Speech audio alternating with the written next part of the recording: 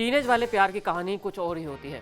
उस उम्र में जब दिल टूटता है तो हमेशा याद रहता है, लेकिन दिल किसी क्रिकेट फैन का हो तो बार बार टूटता है, कभी सेमीफाइनल में तो कभी लीग स्टेज में।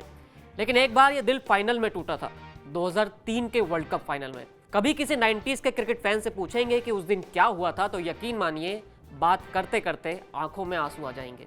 कितनी भी जीत मिले, कितने भी रिकॉर्ड बने, लेकिन वो हार कभी नहीं भूलती है। इस कहानी को शुरू से शुरू करते हैं। तारीख 23 मार्च 2003, जोहानिसबर्ग का मैदान, वर्ल्ड कप का फाइनल और इंडिया ऑस्ट्रेलिया आमने सामने। मैं तो तब 9 साल का था, लेकिन उसके बाद भी वो मैच पूरा बॉल बाय बॉल मुझे याद है। और याद भी क्यों ना हो, 1983 के बाद इंडियन टीम पहली बार वर्ल्ड कप के फाइनल में पहुंची थी। ये सौरव गांगुली के शेर थे। सचिन तेंदुलकर बढ़िया फॉर्म में चल रहे थे, यानी पूरा चांस था कि जीत अब की बार तो पक्की है। फाइनल के कुछ दिन पहले ही सचिन ने पाकिस्तान के खिलाफ वो फेमस 98 रन वाली इनिंग भी खेली थी, लेकिन फाइनल शुरू हुआ तो सब धरा का धरा रह गया। अब बात मैच की करते हैं। टॉस हुआ, ऑस्ट्रेलिया ने पहले बैटिंग की।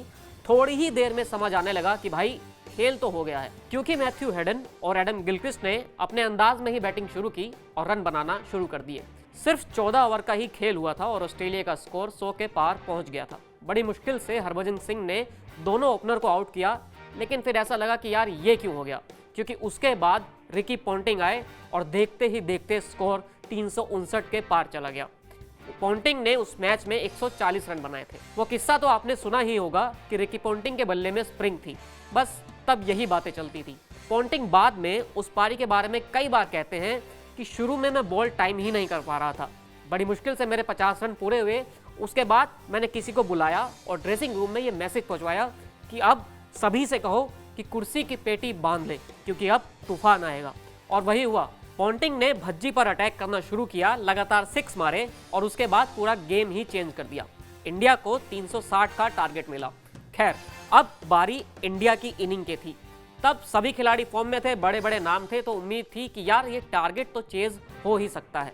लेकिन इस लेकिन में बड़ा दर्द है, क्योंकि इसी लेकिन में सचिन का आउट होना शामिल है। ग्लेन मैकग्राथ ने ऑस्ट्रेलिया का पहला ओवर डाला और उसके बाद दूसरी ही बॉल पर सचिन ने पुल शॉट खेला। बॉल बाउंड्री के पार गई और लगा कि सचिन आज तो मैच जिता ही देंगे। लेकिन ओवर की 5वीं बॉल आई, बॉल बल्ले पर लगी और सचिन से बॉल सीधी खड़ी हो गई। मैकग्राथ ने वो कैच वहीं ले लिया और सारा का सारा खेल खत्म हो गया। ये वो दौर था जब माना जाता कि सचिन आउट हुए तो मैच खत्म हो गया, और हुआ भी वही।